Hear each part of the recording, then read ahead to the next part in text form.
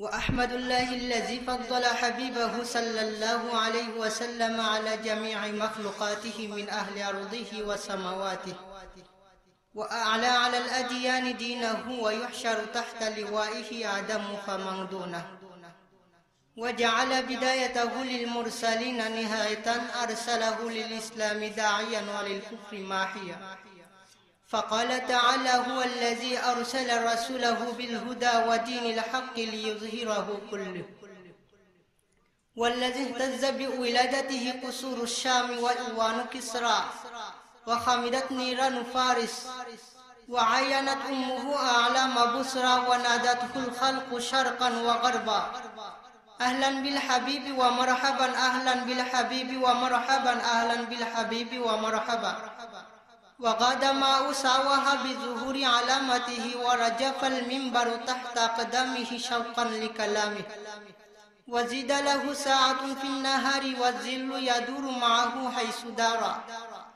وكان يوجه اليعفور لأصحابه فيقرع الباب برأسه وأقدامه، وحزن يعفور لموته، ومات بعد 3 أيام بفراقه، وأراد أن ينحر بدناته وابتدى، وكن يزدحمن بأيتهن بدا.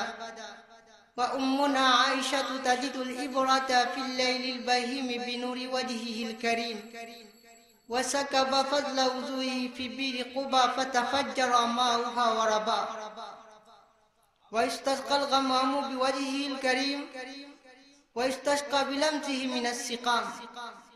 وقد سمع صلى الله عليه وسلم عواء الكفار من الدرك الأسفل من النار، وحركة باب الجنان حين حركه رضوان، وسمع كلام النار والجنة تطلبان ملءها من الإنس والجن.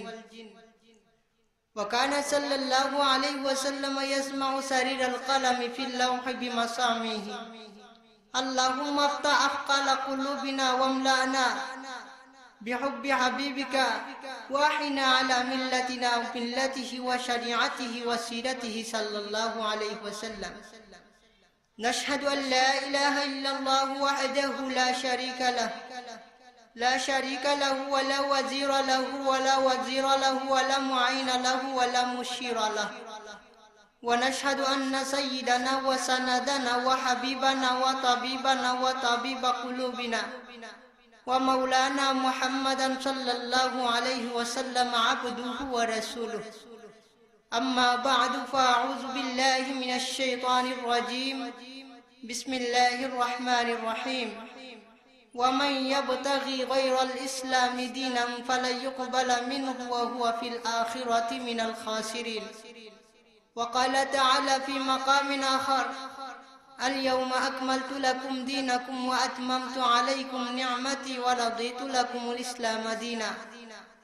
وقال النبي صلى الله عليه وسلم: كل مولود يولد على فطرة الإسلام، أو كما قال النبي صلى الله عليه وسلم. الحمد لله.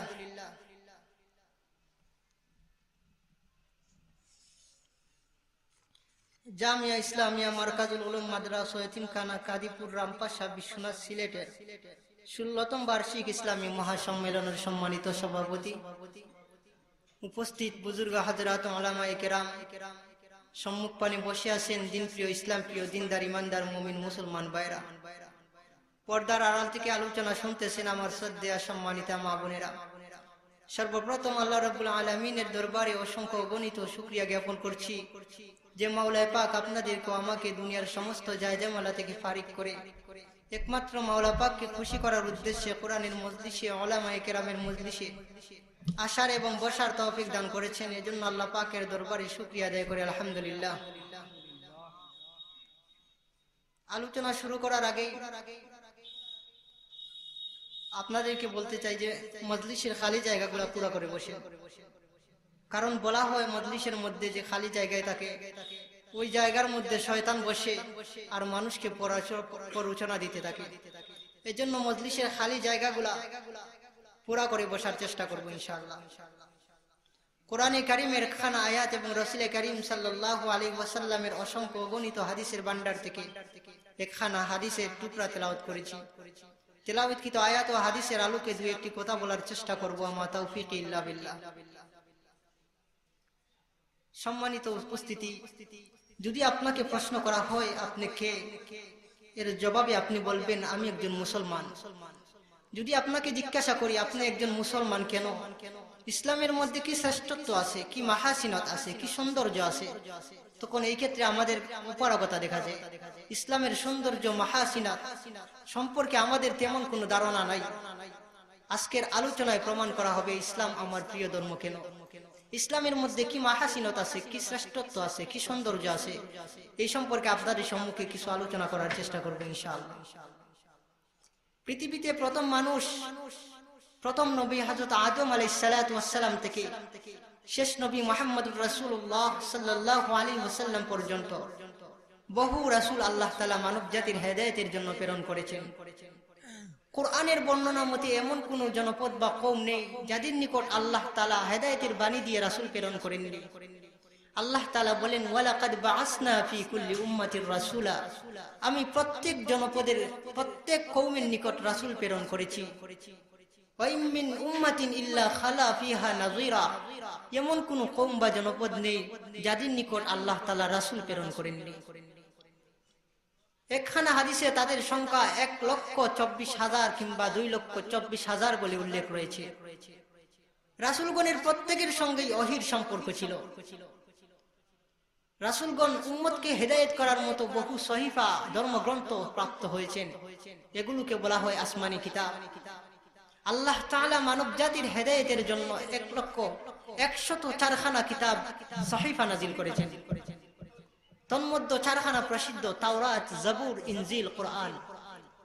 জাবুর ইউনানি ভাষায় হযরত দাউদ আলাইহিস সালাতু ওয়াস সালামের উপর, তাওরাত ইব্রানি ভাষায় হযরত মূসা আলাইহিস সালাতু ওয়াস সালামের উপর, ইনজিল সুরিয়ানি ভাষায় হযরত ঈসা আলাইহিস সালাতু ওয়াস সালামের উপর, আর কোরআন সর্বশ্রেষ্ঠ নবী, সর্বশেষ নবী মুহাম্মদুর রাসূলুল্লাহ সাল্লাল্লাহু আলাইহি ওয়াসাল্লামের উপর আরবি ভাষায় নাজিল করেছেন।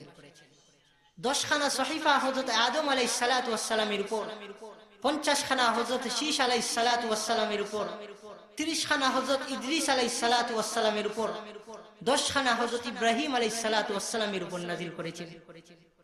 এই হলো আল্লাহ তাআলার পক্ষ থেকে মানব জাতির হেদায়েতের জন্য আসা 104খানা কিতাবের বর্ণনা। বহু আসমানি কিতাব আল্লাহ তাআলা মানব জাতির হেদায়েতের জন্য প্রেরণ করেছেন। সর্বশেষে পাঠিয়েছেন ইসলাম, কোরআন।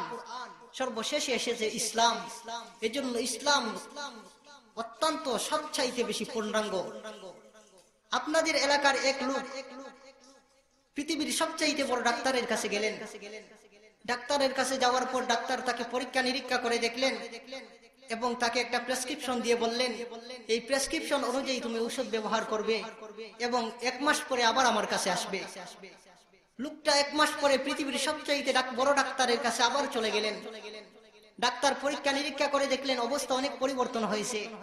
ডাক্তার প্রেসক্রিপশন পরিবর্তন করে নতুন প্রেসক্রিপশন দিয়ে বললেন, আগের প্রেসক্রিপশন আর তুমি ব্যবহার করবে না, নতুন প্রেসক্রিপশন তোমাকে দিয়ে দিলাম, এই প্রেসক্রিপশন অনুযায়ী তুমি ঔষধ ব্যবহার করবে, আরো 2 মাস পরে আমার কাছে আসবে। লোকটা 2 মাস পরে আবার পৃথিবীর সবচেয়ে বড় ডাক্তারের কাছে গেলেন। ডাক্তার পরীক্ষা নিরীক্ষা করে দেখলেন অবস্থা আরো পরিবর্তন হয়েছে। ডাক্তার প্রেসক্রিপশন পরিবর্তন করে নতুন প্রেসক্রিপশন দিয়ে বললেন, আগের 2খানা প্রেসক্রিপশনের বিধান বাতিল, নতুন প্রেসক্রিপশন অনুযায়ী ঔষধ ব্যবহার করবে এবং আরো 1 সপ্তাহ পরে আমার কাছে আসবে। লোকটা 1 সপ্তাহ পরে ডাক্তারের কাছে যাওয়ার পর ডাক্তার পরীক্ষা নিরীক্ষা করে দেখলেন অবস্থা আরো পরিবর্তন হয়েছে। ডাক্তার প্রেসক্রিপশন পরিবর্তন করে দিলেন এবং বললেন, এই নতুন প্রেসক্রিপশন অনুযায়ী তুমি ঔষধ ব্যবহার করো এবং এই ঔষধ, এই প্রেসক্রিপশনের ঔষধগুলা চলবে। দেখবেন ডাক্তারের কাছে যাওয়ার পর ডাক্তার কিছু ঔষধ লিখে দেন এবং বলে দেন এই ঔষধগুলা চলবে। ঠিক তেমনি আল্লাহ তাআলা মানব জাতির হেদায়েতের জন্য বাবা আদমকে প্রেরণ করলেন এবং বাবা আদমের উপর 10খানা সহিফা প্রেরণ করে আল্লাহ পাক বাবা আদমকে বললেন, আদম তোমার উপর 10খানা সহিফা নাজিল করলাম, তুমি তোমার সন্তানদেরকে বলো তারা যেন এই 10খানা সহিফা অনুযায়ী তাদের জীবন যাপন করে। যারা এই 10খানা প্রেসক্রিপশন, এই 10খানা সহিফা অনুযায়ী তাদের জীবন যাপন করবে, তারা চির হেদায়েতের উপর থাকবে এবং তারা চির জান্নাতি বলে বিবেচিত হবে। হযরতে আদমের যুগ চলে গেল, মানুষের মধ্যে ব্যাপক পরিবর্তন আসলো হযরতে শীশ আলাইহিস সালাতু ওয়াস সালামের যুগ। হযরত শীশ আলাইহিস সালাতু ওয়াস সালামকে আল্লাহ তাআলা রাসূল হিসেবে প্রেরণ করলেন এবং হযরতে শীশ আলাইহিস সালাতু ওয়াস সালামকে বলে দিলেন, শীশ, বাবা আদমের উপর নাজিলকৃত 10খানা প্রেসক্রিপশন সহিফার বিধান বাতিল, তোমার উপর নতুন করে 50খানা প্রেসক্রিপশন সহিফা নাজিল করে দিলাম। হে শীশ, তোমার উম্মতদেরকে বলে দাও, যারা এই 50খানা প্রেসক্রিপশন সহিফা প্রেসক্রিপশন অনুযায়ী তাদের জীবন যাপন করবে, তারা চির হেদায়েতের উপর থাকবে এবং তারা জান্নাতি বলে বিবেচিত হবে। হযরত শীশের জমানা চলে গেল, মানুষের মধ্যে ব্যাপক পরিবর্তন আসলো হযরতে ইদ্রিস আলাইহিস সালাতু ওয়াস সালামের যুগ। আল্লাহ পাক হযরত ইদ্রিস আলাইহিস সালাতু ওয়াস সালামকে রাসূল হিসেবে প্রেরণ করলেন এবং হযরত ইদ্রিস আলাইহিস সালাতু ওয়াস সালামকে বলে দিলেন, ইদ্রিস, আদমের উপর নাজিলকৃত 10খানা সহিফার বিধান বাতিল, শীশের উপর নাজিলকৃত 50খানা সহিফার বিধান বাতিল, তোমার উপর 30খানা সহিফা নাজিল করলাম। তুমি তোমার উম্মতকে বলো, যারা এই 10খানা, এই 30খানা প্রেসক্রিপশন অনুযায়ী তাদের জীবন যাপন করবে, তারা চির হেদায়েতের উপর থাকবে এবং তারা জান্নাতি বলে বিবেচিত হবে। হযরতে ইদ্রিসের যুগ চলে গেল, মানুষের মধ্যে ব্যাপক পরিবর্তন চলে আসলো হযরতে ইব্রাহিম আলাইহিস সালাতু ওয়াস সালামের যুগ। আল্লাহ পাক হযরত ইব্রাহিম আলাইহিস সালাতু ওয়াস সালামকে রাসূল হিসেবে প্রেরণ করলেন এবং হযরত ইব্রাহিম আলাইহিস সালাতু ওয়াস সালামকে বলে দিলেন, ইব্রাহিম, আদমের উপর নাজিলকৃত 10খানা সহিফার বিধান বাতিল, শীশের উপর নাজিলকৃত 50খানা সহিফার বিধান বাতিল, ইদ্রিসের উপর নাজিলকৃত 30খানা সহিফার বিধান বাতিল। ইব্রাহিম, তোমার উপর 10খানা সহিফা নাজিল করলাম। তুমি তোমার উম্মতকে বলো, যারা তোমার উপর নাজিলকৃত 10খানা সহিফা অনুযায়ী তাদের জীবন যাপন করবে, তারা চির হেদায়েতের উপর থাকবে এবং তারা জান্নাতি বলে বিবেচিত হবে। হযরতে ইব্রাহিমের যুগ চলে গেল, মানুষের মধ্যে ব্যাপক পরিবর্তন আসলো হযরতে দাউদ আলাইহিস সালাতু ওয়াস সালামের যুগ। আল্লাহ তাআলা হযরত দাউদকে রাসূল হিসেবে প্রেরণ করলেন এবং দাউদকে বলে দিলেন, দাউদ, আদমের উপর নাজিলকৃত 10খানা প্রেসক্রিপশনের বিধান বাতিল, শীশের উপর নাজিলকৃত 10খানা প্রেসক্রিপশনের বিধান বাতিল, শীশের উপর নাজিলকৃত 50খানা প্রেসক্রিপশনের বিধান বাতিল, ইদ্রিসের উপর নাজিলকৃত 30খানা প্রেসক্রিপশনের বিধান বাতিল, ইব্রাহিমের উপর নাজিলকৃত 10খানা প্রেসক্রিপশনের বিধান বাতিল। হে দাউদ, তোমার উপর জাবুর নাজিল করলাম। তুমি তোমার উম্মতকে বলো, যারা তোমার উপর নাজিলকৃত দাউদের প্রেসক্রিপশন অনুযায়ী তাদের জীবন যাপন করবে, তারা চির হেদায়েতের উপর থাকবে এবং তারা জান্নাতি বলে বিবেচিত হবে। হযরতে দাউদের যুগ চলে গেল, মানুষের মধ্যে ব্যাপক পরিবর্তন আসলো হযরতে মূসা আলাইহিস সালাতু ওয়াস সালামের যুগ। আল্লাহ তাআলা হযরত মূসা আলাইহিস সালাতু ওয়াস সালামকে রাসূল হিসেবে প্রেরণ করলেন এবং বলে দিলেন, মূসা, আদমের উপর নাজিলকৃত 10খানা প্রেসক্রিপশনের বিধান বাতিল, শীশের উপর নাজিলকৃত 50খানা প্রেসক্রিপশনের বিধান বাতিল, ইদ্রিসের উপর নাজিলকৃত 30খানা প্রেসক্রিপশনের বিধান বাতিল, ইব্রাহিমের উপর নাজিলকৃত 10খানা প্রেসক্রিপশনের বিধান বাতিল, দাউদের উপর নাজিলকৃত জাবুরের বিধান বাতিল। তোমার উপর আমি আল্লাহ তাওরাত নাজিল করলাম। তুমি তোমার উম্মতকে বলো, যারা তাওরাত নামক প্রেসক্রিপশন অনুযায়ী তাদের জীবন যাপন করবে, তারা চির হেদায়েতের উপর থাকবে এবং তারা জান্নাতি বলে বিবেচিত হবে। হযরতে মূসা আলাইহিস সালাতু ওয়াস সালামের যুগ চলে গেল, মানুষের মধ্যে ব্যাপক পরিবর্তন চলে আসলো হযরতে ঈসা আলাইহিস সালাতু ওয়াস সালামের যুগ। হযরত ঈসা আলাইহিস সালাতু ওয়াস সালামকে আল্লাহ তাআলা রাসূল হিসেবে প্রেরণ করলেন এবং ঈসাকে বলে দিলেন, ঈসা, আদমের উপর নাজিলকৃত 10খানা সহিফার বিধান বাতিল, শীশের উপর নাজিলকৃত 50খানা সহিফার বিধান বাতিল, ইদ্রিসের উপর নাজিলকৃত 30খানা সহিফার বিধান বাতিল, ইব্রাহিমের উপর নাজিলকৃত 10খানা সহিফার বিধান বাতিল, দাউদের উপর নাজিলকৃত জাবুরের বিধান বাতিল, মূসার উপর নাজিলকৃত তাওরাতের বিধান বাতিল। আমি আল্লাহ তোমার উপর সুরিয়ানি ভাষায় ইনজিল নাজিল করলাম। তুমি তোমার উম্মতদেরকে বলে দাও, যারা ইনজিলের প্রেসক্রিপশন অনুযায়ী তাদের জীবন যাপন করবে, তারা চির হেদায়েতের উপর থাকবে এবং তারা জান্নাতি বলে বিবেচিত হবে। হযরতে ঈসা আলাইহিস সালাতু ওয়াস সালামের যুগ চলে গেল, মানুষের মধ্যে ব্যাপক পরিবর্তন আসলো সর্বশ্রেষ্ঠ নবী খাতামুন নবিয়্যিন সাইয়্যিদুল মুরসালিন মুহাম্মদুর রাসূলুল্লাহ সাল্লাল্লাহু আলাইহি ওয়াসাল্লামের যুগ। আল্লাহ তাআলা নবী করিম সাল্লাল্লাহু আলাইহি ওয়াসাল্লামকে মানুষের হেদায়েতের জন্য প্রেরণ করে বলে দিলেন, হে মুহাম্মদ, আদমের উপর নাযিলকৃত 10খানা সহিফার বিধান বাতিল, শীষের উপর নাযিলকৃত 50খানা সহিফার বিধান বাতিল, হযরতে ইদ্রিসের উপর নাযিলকৃত 30খানা সহিফার বিধান বাতিল, ইব্রাহিমের উপর নাযিলকৃত 10খানা সহিফার বিধান বাতিল, হযরতে দাউদের উপর নাযিলকৃত জাবুরের বিধান বাতিল, হযরতে মূসার উপর নাযিলকৃত তাওরাতের বিধান বাতিল, ঈসার উপর নাযিলকৃত ইনজিলের বিধান বাতিল। হে মুহাম্মদ সাল্লাল্লাহু আলাইহি ওয়াসাল্লাম, আপনার উপর আমি আল্লাহ আপনার উম্মতের হেদায়েতের জন্য আরবি ভাষায় কোরআন নাযিল করলাম। আপনি আপনার উম্মতদেরকে বলে দিন, যারা কোরআনের প্রেসক্রিপশন অনুযায়ী তাদের জীবন যাপন করবে, যারা চির হেদায়েতের উপর থাকবে এবং তারা জান্নাতি বলে বিবেচিত হবে। আর এটা এমন একটা প্রেসক্রিপশন, আদমের সহিফার মতো, শীষের সহিফার মতো, ইদ্রিসের সহিফার মতো, ইব্রাহিমের সহিফার মতো, দাউদের সহিফার মতো, ইব্রাহিমের সহিফার মতো, মুসার সহিফার মতো, হযরত ঈসার সহিফার মতো তোমার এই প্রেসক্রিপশন, তোমার এই আসমানি কিতাব আর কখনো রহিত হবে না।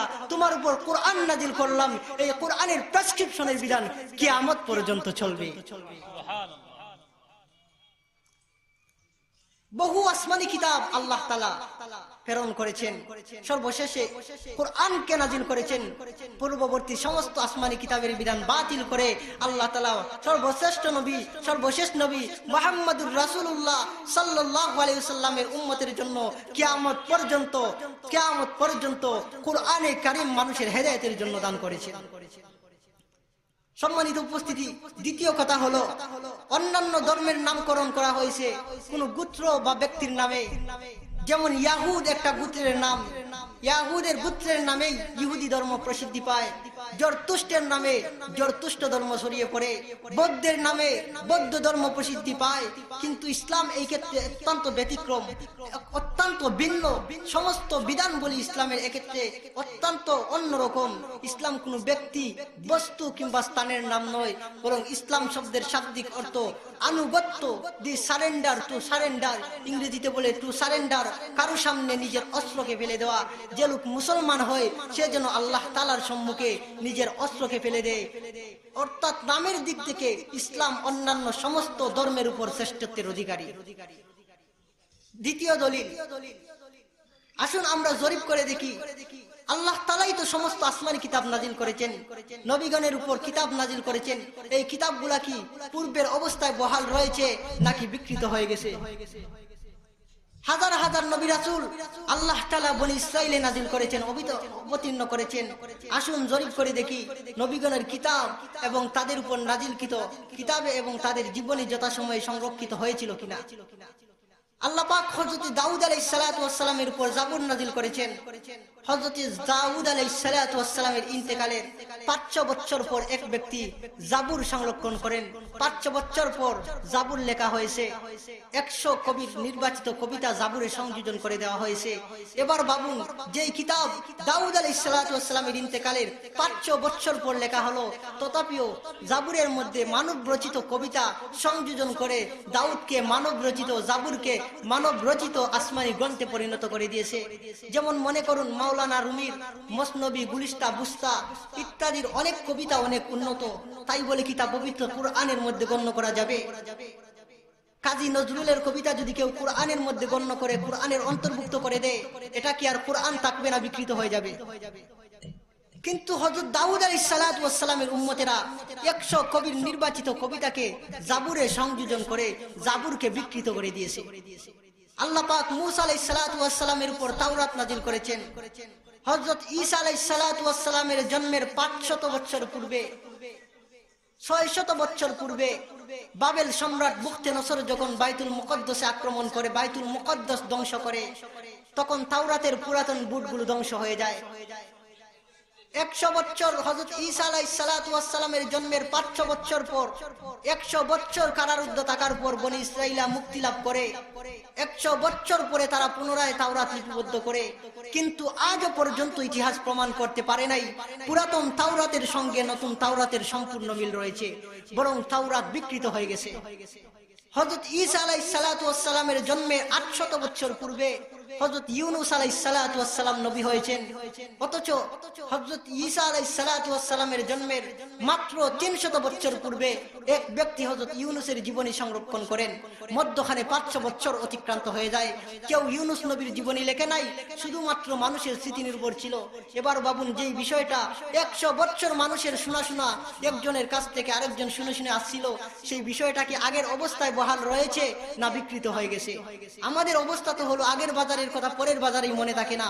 500 বছর পর্যন্ত জাবুর মানুষের, তাওরাত মানুষের স্মৃতি নির্ভর ছিল, ইউনূস নবীর জীবনী মানুষের স্মৃতি নির্ভর ছিল। যে বিষয়টা 500 বছর পর্যন্ত মানুষের স্মৃতি নির্ভর ছিল, সেই বিষয়টা কি পূর্বের অবস্থায় বহাল থাকবে না বিকৃত হয়ে যাবে? সময় শেষ। অত্যন্ত লম্বা আলোচনা। আসলে প্রতিটা মুমিনের জানা দরকার যে ইসলাম আমার প্রিয় ধর্ম কেন, ইসলামের মধ্যে কি সৌন্দর্য আছে, ইসলাম কেন অন্যান্য ধর্মের উপর শ্রেষ্ঠত্বের অধিকারী। আজকে কোনো আলোচনাই করা গেল না। ইনশাআল্লাহ অন্যদিন যদি সুযোগ হয়, আল্লাহ তাআলা তৌফিক দান করেন, তাহলে এই সম্পর্কে বিস্তারিত আলোচনা করার চেষ্টা করব। আমা তৌফিক ইল্লা বিল্লাহ। যেগুলো শুনলাম আল্লাহ তাআলা এর উপর আমল করার তৌফিক দান করুন। আমিন। ওয়া আখিরু দাওয়ানা আনিল হামদুলিল্লাহি রাব্বিল আলামিন। আসসালামু আলাইকুম ওয়া রাহমাতুল্লাহি ওয়া বারাকাতুহু।